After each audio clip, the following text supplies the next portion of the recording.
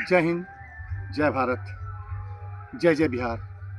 मैं गोस्वामी दिलीप भारती, कैप्टन, भावी प्रत्याशी 112 महाराजगंज। साथियों, आज बहुत ही गंभीर विषय पे मैं उपस्थित हुआ हूँ कि आपको पता होगा कि पहलगाम में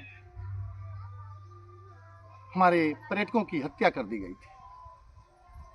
धर्म को पूछ करके मारा गया था। बेचारी ब्याह के चौथे दिन ही जिसकी मांग के सिंदूर जड़ गई, उसके नाम पर सिंदूर ऑपरेशन किया गया। हमारे देश की सेना बहुत मजबूती के साथ लड़ करके पाकिस्तान के जवानों को धूल चटाई, कई बैंकर, कई फाइटर जेट उनको तबाह कर दिए। सेना हमारी युद्ध के लिए बिल्कुल मुस्तैद और जोरदार तरीके से हमले कर रही थी।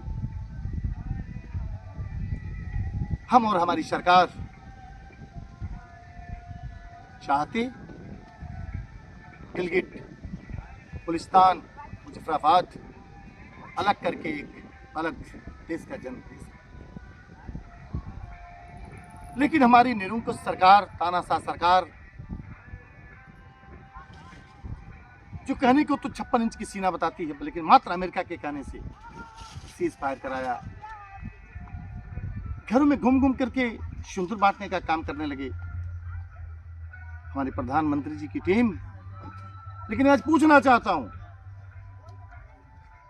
कि जिस सिंदूर ऑपरेशन के नाम पर आप सिंदूर बांट रहे थे, एक तरफ तो आप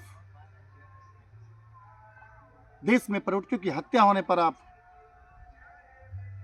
सिंदूर की रक्षा के लिए ऑपरेशन करवाते हैं, और जो लोग किसी का सिंदूर उजाड़ने का काम करते हैं, उसी के साथ आज एशिया कप का T20 का आज मैच खेला जा रहा है इंडिया और पाकिस्तान के साथ। एक कैसा दोहरा चरित्र है। एक तरफ तो आप ऑपरेशन करते हैं, एक तरफ आप क्रिकेट का खेल खेलते हैं। कभी मैं कहता हूं कि शहीदों की मज़ारों पे कब तक लगेंगे मेले, शहीदों की मज़ारों पे कब तक लगेंगे मेले। ऐ देश के नेताओं मत खेलो वैसी खेले। मैं जानता हूं गीता की शपथ खाकर तुम हिंद की सत्ता पा जाते हो, चाय की चर्चा करके इलेक्शन जीत जाते हो, पर ध्यान रहे किसी को मूर्ख बनाकर देश की आन बान शान नहीं बेची जाती।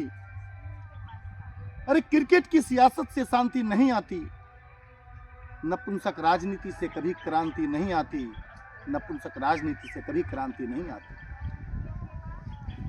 यदि आपको लाना है राम राज्य, तो राम को धोखा देना छोड़ दो, धर्म की सियासत मत करो, ऐसी प्रथा तोड़ दो। मैं पूछना चाहता हूं, क्यों कभी उड़ी पठानकोट तो कभी पुलवामा में बम फट जाता है, तो कहीं अक्षरधाम तो लाल किला में ईश्वर रोता है। हे मेरे रामकृष्ण परमहंस, एक प्रशांत रूपी विवेकानंद तैयार करो, जो लीड त्रिशूल इन दुष्टों पर वार करो। साथियों,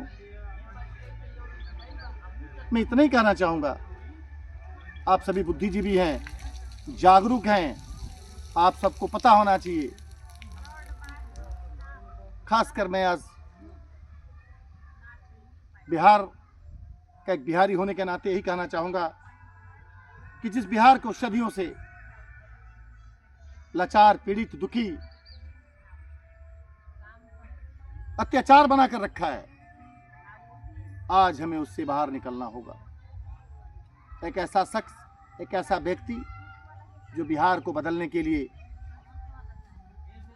7000 गांव में घूम घूम करके लोगों को यह बतला रहा है कि भला हमारा बिहार कैसे बदलेगा, और हम लोग उसके सिपाही बन करके आप देख सकते हैं हम भी गांव में भ्रमण कर रहे हैं, आगामी महीने में चुनाव होने जा रहे हैं। जो मुद्दे हैं हमारे, एक पहला मुद्दा यही है कि हम जो बिहार के लोग पलायन करके बाहर जा रहे हैं, दिल्ली, बॉम्बे, गुजरात, सूरत, उसे हमें रोकना है, हर हाल में रोकना है।